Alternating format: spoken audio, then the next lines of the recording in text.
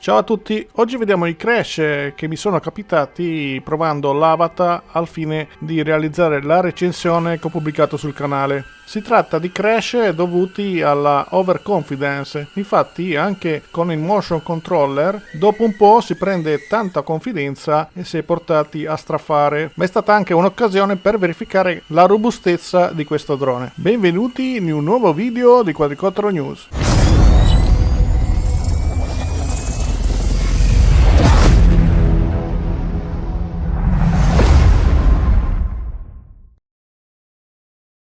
Uno dei passaggi che facevo spesso era quello in mezzo alla Y di questo albero. Ne ho fatti molti e ogni volta aumentavo sempre più la velocità. Fino a quando non è successo questo. Ale. Vediamo lo stesso impatto registrato dal visore. Vedete? Avevo il motion controller, arrivo qua ho sbagliato, un impatto intorno ai 13 km all'ora, qua è andato in crisi tutto, errore sensori, però comunque si è ripreso e dopo che è scomparso errori sensori sono riuscito a riprendere il controllo, il motion controller rispondeva bene, normalmente, quindi sono andato via. Vedete, c'è il sistema di cerchiolino che aiuta i principianti. Il drone va nella direzione in cui è puntato il cerchiolino. Vediamone un altro, vi ricordo che il video sugli occhiali non viene stabilizzato e il FOV resta fisso, non cambia. Qua era in modalità normale che raggiunge i 28,8 km all'ora, guardate, e il drone non è caduto, è rimasto in volo, è rimasta una fogliolina, quella lì sul gimbal, però il drone ha continuato a volare senza problemi. Ed eccoci al crash che ritengo il più epico per quanto mi riguarda. Ero in sport, 50 all'ora, faccio il solito giro a cui ormai ero abituato, proseguo, a un certo punto decido di cambiare traiettoria, quindi faccio una virata, ritorno un po' indietro e poi ho un po' di indecisione su dove andare e quindi pago questa indecisione, sono andato a sbattere contro il primo ramo e contro il secondo a 50 all'ora.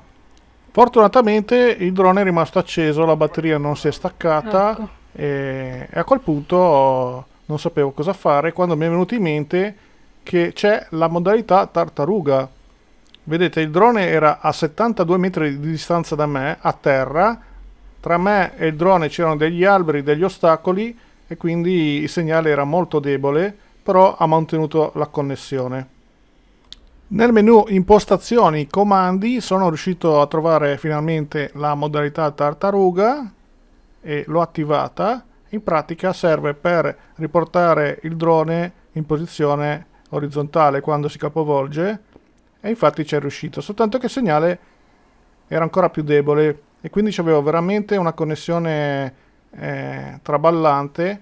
Però ho provato lo stesso ad avviare i motori senza sapere se le eliche erano rotte e ci è riuscito, e vedendo che riusciva a mantenere l'overing sono tornato indietro con cautela perché non sapevo se magari qualche elica fosse rimasta danneggiata da questo impatto a 50 km all'ora. E così l'ho riportato a casa.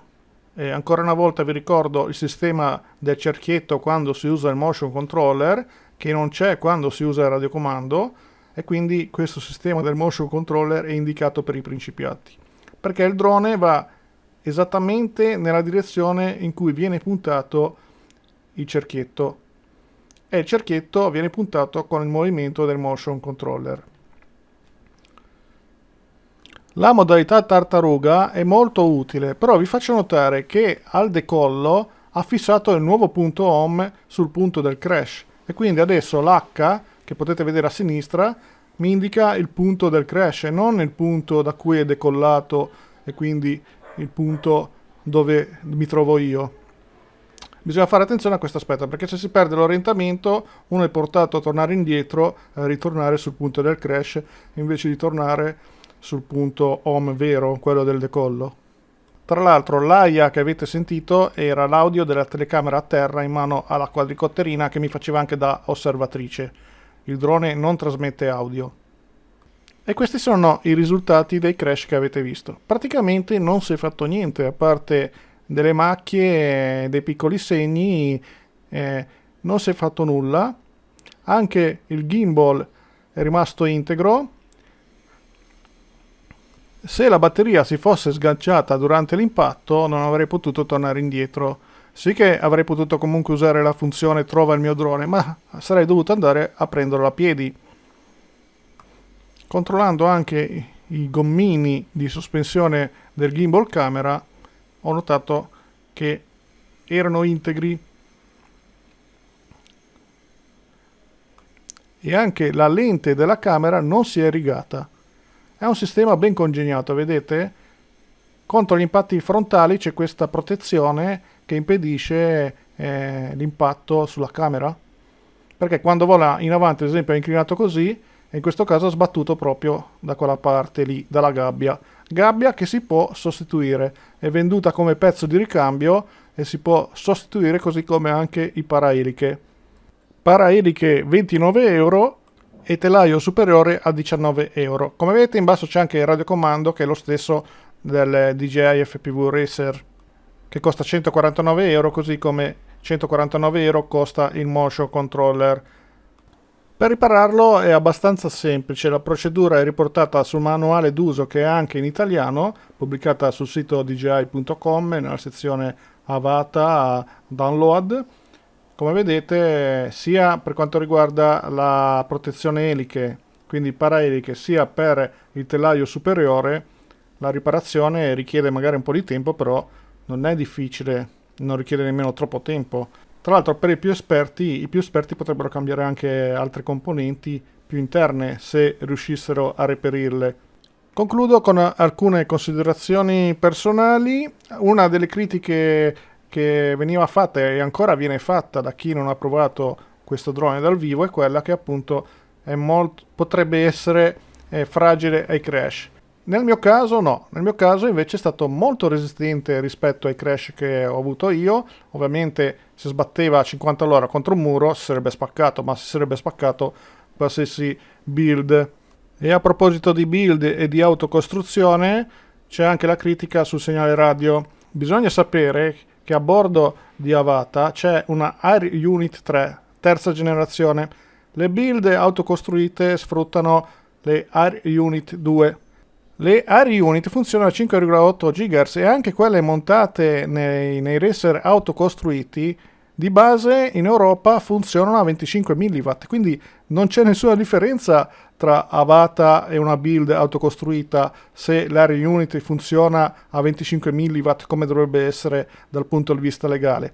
Il fatto è che tantissimi utenti forzano le Air Unit in FCC e quindi aumentano la potenza e ottengono risultati migliori. Ma gli stessi risultati migliori si potrebbero ottenere se si forza Avata in FCC. Insomma, dopo tutte queste prove, comprese la prova involontaria dei crash e della robustezza, ritengo questo drone assolutamente un Cinevoop di nuova generazione con il motion controller adatto ai principianti, perché basta seguire il cerchietto e premere il grilletto e il drone fa tutto da solo praticamente. Ha i sensori per non abbassarsi a meno di 25 cm dal suolo e quindi c'è questa ulteriore sicurezza quando si vola rasoterra. Ha le funzionalità automatiche, ritorno a casa automatico, tasto panico. Anche quando comunque si userà in acro, e per questo motivo mi sono procurato un radiocomando e presto lo proverò anche con radiocomando, ha tutte le funzionalità di sicurezza. Anche in acro io posso switchare immediatamente sulla modalità manuale, dalla modalità manuale a quella normale, oppure premere il tasto antipanico e il quad torna governabile. Sono caratteristiche che nessun drone FPV ha soltanto il DJI FPV Racer, cioè quello più grande, e questo. E per questo si tratta di un Cinevoop di nuova generazione con ottima qualità video. Quindi io sono assolutamente soddisfatto, a parte appunto la debolezza del segnale, che però se poi si riuscirà a mettere in FCC, anche se non si potrebbe risolvere, o comunque si può mitigare posizionandosi bene con il visore in un punto rispetto al luogo in cui si intende far volare, in modo da avere la la linea di vista libera tra le antenne del visore e quelle del drone. Tra l'altro il motion controller e il radiocomando funzionano a 2,4 GHz, il drone riceve i comandi sulla 2.4, trasmette il video di ritorno a 5.8.